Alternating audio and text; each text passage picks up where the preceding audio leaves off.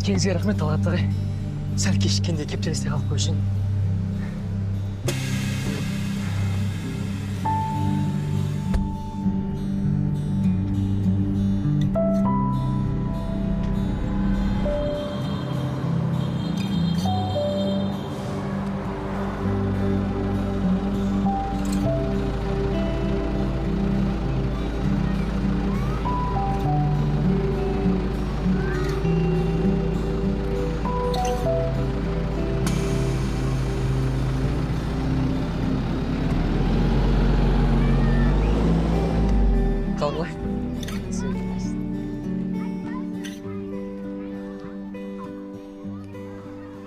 Балалар, бүгін бізде лабораториялық жұмыс. Қане, мына тәжірибені кім көрсетіп жібереді? Аслан, келші.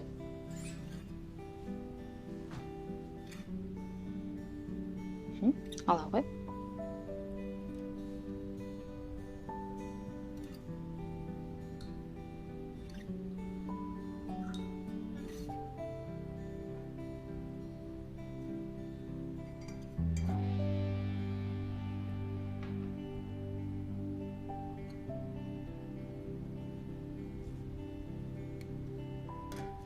Бұл сутек тотығын катализатор арқылы ыдырату реакциясы. Яғни ағартқыш дезинфекциялаушы затқа калий иодидін катализатор ретінде қосамыз. Сол кезде оттегі бөлініп, көбік көтерілетін болады апай. Өте жақсы. Қауіпсіз, таза, әрі-бәрі есеппен. Жарайсың, Аслан. Отыра ғой орныңа. Рахмет.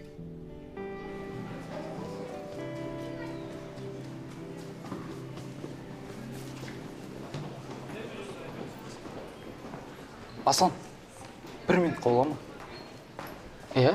Қалайсың? Жақсы өзің? Жақсы. Аслан, көмегің керек. Жақсылығымды ұмытпаймын, көмектесші. Иә, айта бер. Бүгін химиядан қалалық олимпиада қайтадан іріктеу болып жатыр. Соған менің орныма қатысып берші.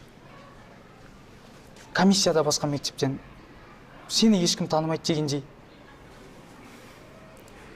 Міне, бәжік, осымен кіресің. Не үшін? Бүгін мектеп аралық футболдан финалға қатысуым керек. Капитанмын дегендей түсінесің ғой. Көмектесші, 50 мың теңге бер. Жарайды, көмектесейін. Бірақ ақшаң керек емес, сен де көмегің тиіп қалар дегендей. Бұл кез келген көмек бауырым. Рахмет.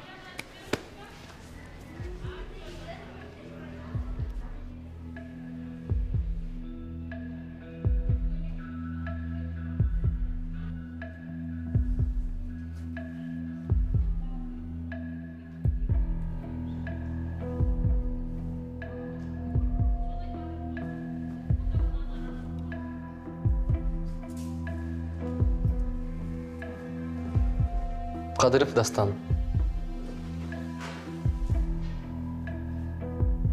Келіңіз, мінекей тапсырма парағыңыз.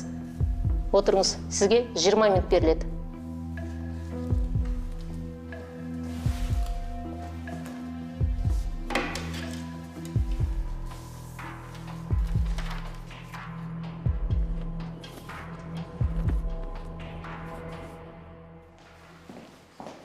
Гүлнархан, менен осы сұраған документтер.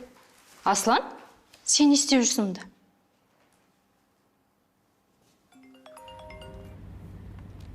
Алло?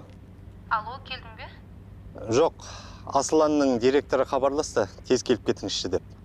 Тыныштық па, Асланға бірдеңе болып қалды ма? Жоға, алаңдама, Аслан туралы емес. Оқу уақыты жайында дейді. Ертең барса болмай ма? Білмеймін, қазір келіп кетіңізші деді ғой. Жарайды, мен онда үйге қайта берем. Бүгінге қабылдау жоқ. Жарайды, үйде жолығамыз. Жақсы.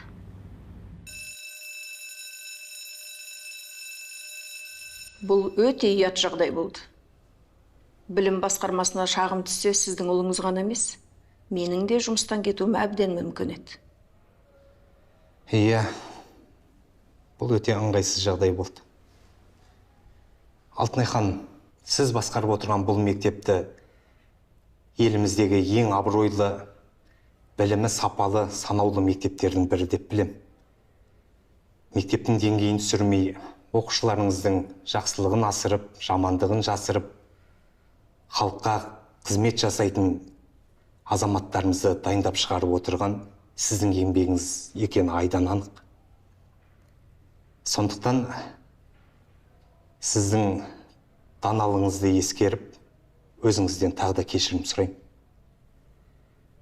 Айтпақшы, Алтынай ханым, айтайын деген, бұл мектеп бәрімізге ортақ. Сондықтан осы мектепте қандай да бір іс-шараларға көмек керек болып жатса, бірден хабарласыңыз. Сіздің бір ауыз сөзіңіз. Бақытбек мырза, біз ересек адамдармыз ғой. Жағдайды дұрыс жағынан түсінеміз. Асланның өзіне дейді екен.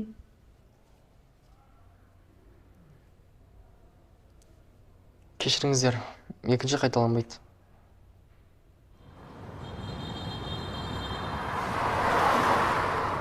Досыңа көмектескің келген шығар.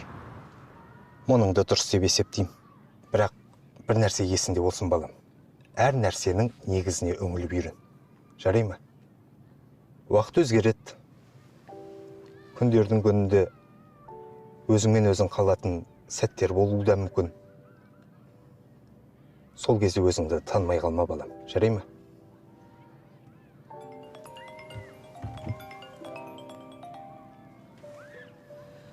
Алло? Иә, тыңдап тұрмын. Жақсы түсіндім. Жұмыстан ба? Иә. Ертең демалыс алам. Екеуміз балыққа барып келейік, иә? Анаң маған ренжулі. Кешке гүлмен келмесем, үйге кіргізбей қоятын шығар.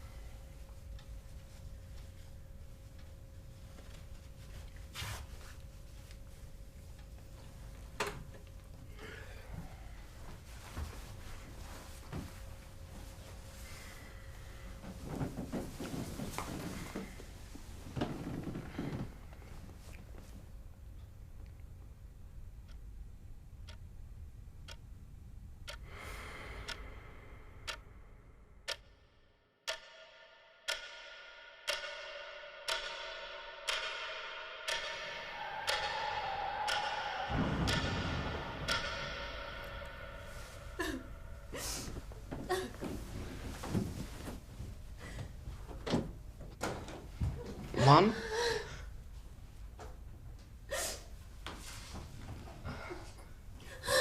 Не болып қалды?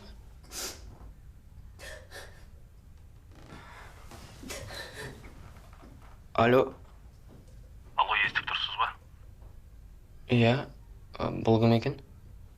Мен орталық ауруханадан хабарласып тұрмын. Бақытбек Сәрсенұлы, сізге кім болады? Әкем? Не болып қалды? Әкеңіз жол апатынан қаза тапты. Қайғыңызға ортақпыз.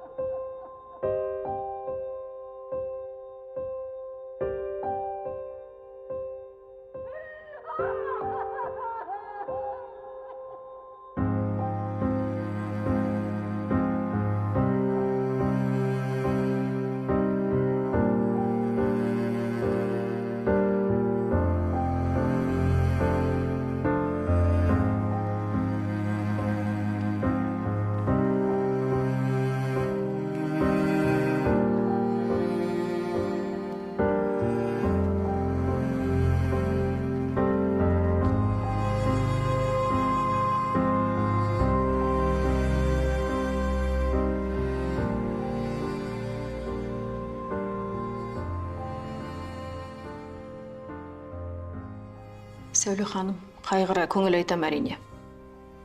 Мен сізді түсініп тұрмын. Бірақ сіз де бізді түсініңіз. Қолымда тұрса солай істеп берер едім.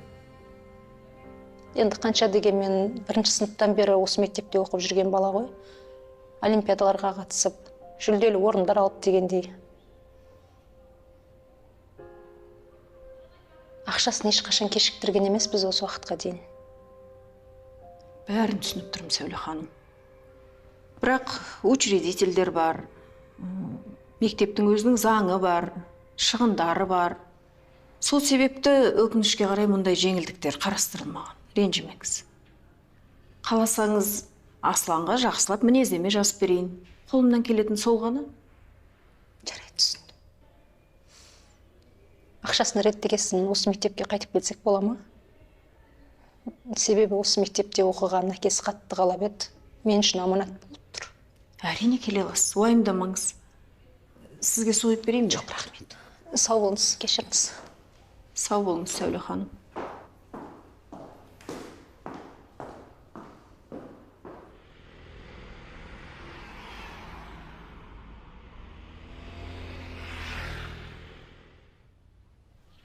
Баламның үлгерімі жақсы. Химиядан олимпиада жүлдегері. Жарайды. Ертеңнен бастап келе берсін балаңыз. Жарайды, рахмет сізге.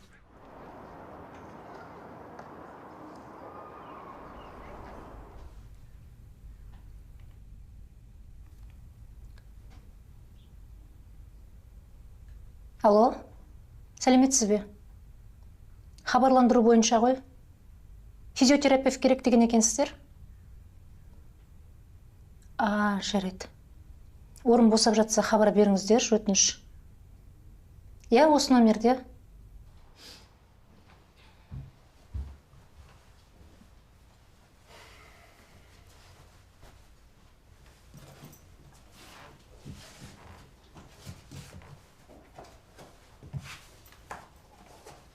Балам, ештеңе ұмытқан жоқсың ба?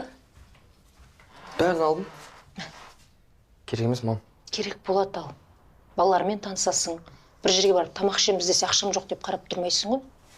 Осыны бір аптаға жеткіз жарай ма? Рахмет. Жолыңнан кешікпей бара ғой. Кешкенде тамақ істеп қойын. Өзіңіз біліңіз. Жолың болсын, жан.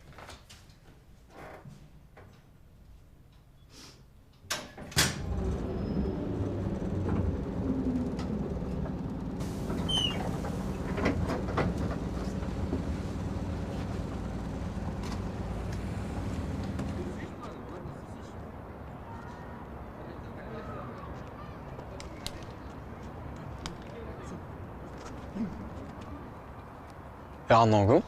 Мен сияқты. Мынауың сұмдық гламурный ғой.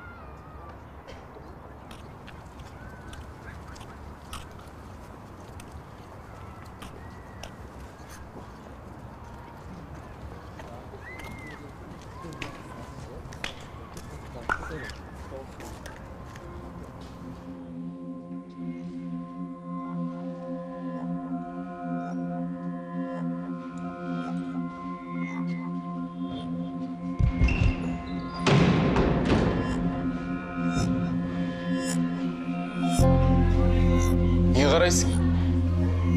Кір.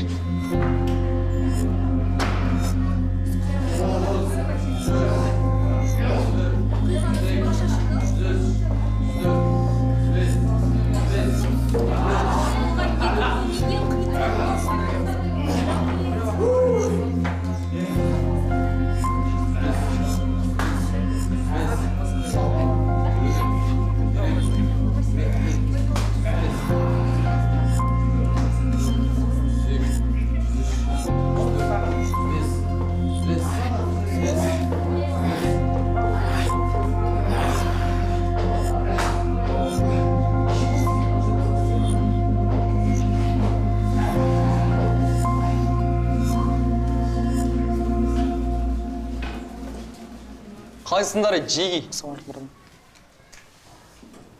Әкеш бер. Что там, алып келді ма? Нені? Блядь, тупить етпеші. 9-а 10 теңге берген. Енді Б мен В 5-ші сабақтан соң береміз деп жатыр. Қалай 5-ші сабақтан кейін? Мен оларға 1-ші сабақтан кейін дайындаңдар дедім емес па? Бля, біз что-то 9-дар упор көрмейтін болған ау дейме? Бөшке, бар да, Б мен В-ның балаларын 2-ші сабақтан туалетке жинаш. Бар кет. Кете. Бол! Ой, Маха. Өзінше болмаш. Мына шегірткеден несін қорқасыңдар? Жалғыз жүрсе қолынан боқта келмейді. Айко, сен бич, көтің қысшы.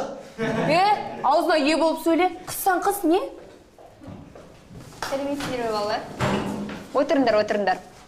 Бұл жаңадан келген оқушы Аслан, танысып қойыңдар. Бізге мұрагер мектебінен ауысып келді. Чо там батяң ақшасы бітіп қалды ма не? Муха! Біреудің ақшасын санағанша жетін таблицасын жаттап алшы. Айгерім, болдық қой. Ана Біржан деген баланың қасына барып отыр.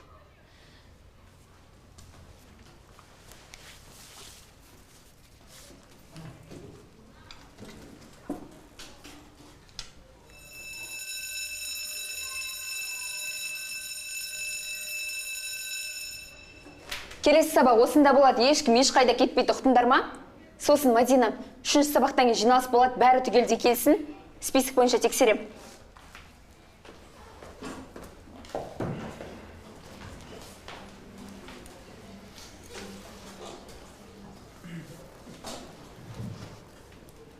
Что там айттың ба? Айттым. Қатты айттым. Аларын көтер, жыбыр ете қалды. Енді ақшаны жинап беретін шығар. Қалай шығар? Мен жина деген жоқпын ба? Не қарайсың? Маха, қойсайш болды. Маха, қолын жина. Сен араласпа. Аралассам не істейсің? Жынға тимеші, саят. Тұр, кайсы етпе. Тұр деймін саған. Брадан, тем алмай қалдым. Тем алмай қалдым. Қой дедім емес саған болды. Не болды? Жігіттер, қойыңдар, керек емес. Инвалид, отыршы еді. Маха, қазіран қолындағы бәкін көтіне тығам. Қош, мә, делайын. Көтің шыдай ма? Система демейсің бе, араласпа. Көшсін. Жынды мен жынды оқып қайтем. Жүріңдер туалетке. Шиголдармен сөйлесіп қайтайық.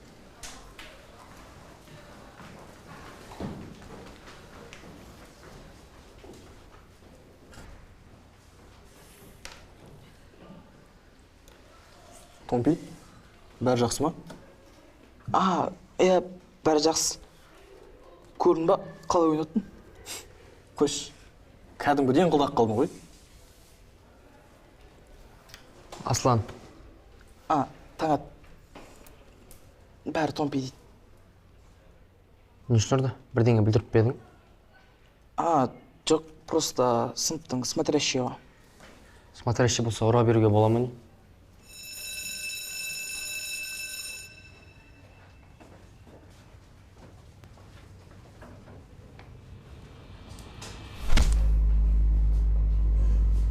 Саған туалетте амандаспау кереккен үйретпеді ма не? Диас, бергіш. Сен не мыналарға үйретпегенсің бе? Или сөзің өтпей ма? Атаң басына сен смотрящий қылып сайладық. Ақша қайда? Ақша қайда? Тауып қойсын деп айтты ма? Жағыңды ашып сөйлеші. Айтылды ма? Братан. Нахуй таппайсың. Арттарыңнан жүру керек па бәрің? Жоқ, братан. Тұр, сука, ренген. Тұр.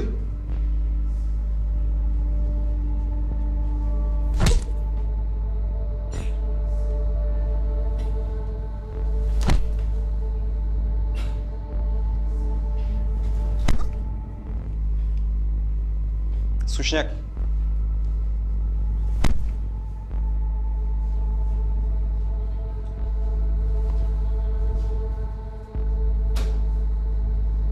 Боссыңдар. 1 сағат уақыт берем. Осыдан ақша қолында тұрмасын. Көресің. Кет. Кет.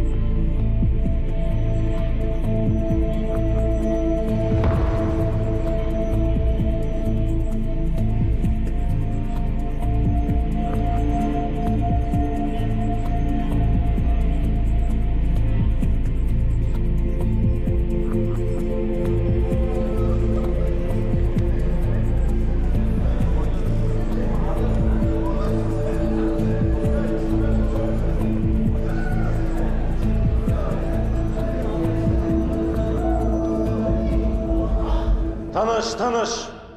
Неге шулай бересіңдер осы сендер? Сендерді мектебіміздің жаңа инспекторымен таныстырайын. Сөз сізде. Сәлеметсіңдер ме? Менің аты жөнім Аманбаев Нұрбол, танысқаныма қуаныштымын. Енді мектеп болған соң неше түрлі жағдайлар орын алып тұрады. Қазіргі таңда өкінішке қарай мектепте буллинг мәселесі белең орын алып тұр. Егер де сіздердің достарыңыз, сыныптастарыңыз, я болмаса кішілер мен үлкендердің арасындағы әлем жеттікті байқаған болсаңыздар, бейжай қалдырмаңыздар. Олай істеуге болмайды. Тікелей маған келіп хабарласыңыздар. Маған айтыңыздар. Болмаса мектептің президенті Азамат пен оның орынбасарлары Серік пен Мансұрға келіп айтыңдар. Азамат, өзің бір-екі ауыз сөз айт. Бәріне сәлем, мені бәрің танисыңдар. Мектептің тәртібіне мен де жауап беремін. Мен осы мектепте президент болып тұрғанда ешқандай зорлық-зомбылыққа жол жоқ.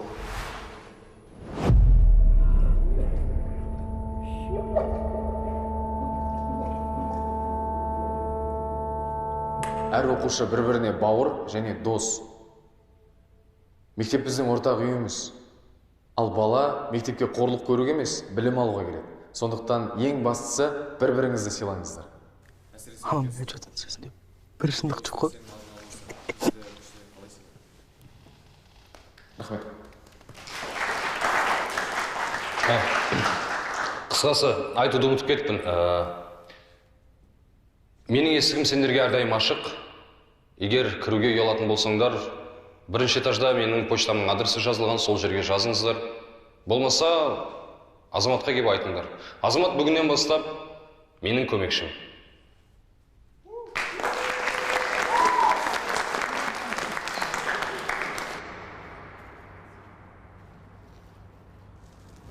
Короче, қаздар. Ана акті залда айтылған әңгімең бар, фигня. Ана новый инспекторға біреуің бар тоқылдасаңдар, асылып қаңдар одан да. Түсінікті ма? Түсінікті ма деймін? Сосын, Маха, ақша қайда? Шықш бер. Братан, ақша болғанда. Не ақша болғанда? Алып келдім. Берсе онда. Бергенде 5000 теңге жетпей тұр. Кешірек қойып тастайым.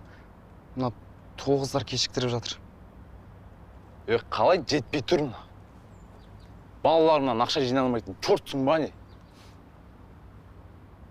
Или сөзің өтпей ма? Ален ұстап қашты.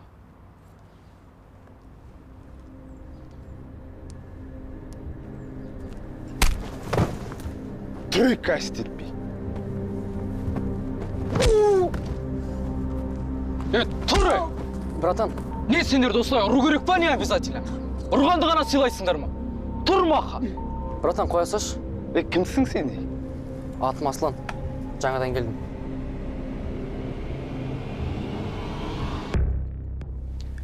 Бір сәтте бәрі өзгерді.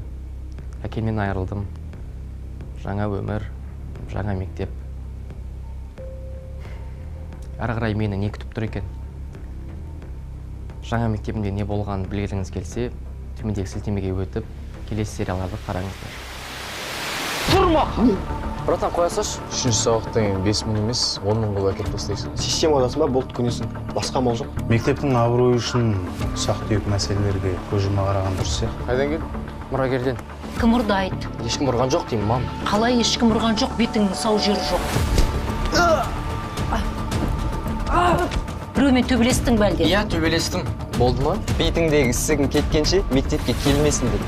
Или че Асланның сөзін қыстырмайсың? Бұл кісі Асланның мамасы. Кеше Асланды мектепте бір ұрып кетті дейді. Әкем болғанда осындай болмас еді. Онда мен саған уақыт беремін. Кіммен төбелескеніңді, қалай болғанын барлығын арызға жазып алып келесің.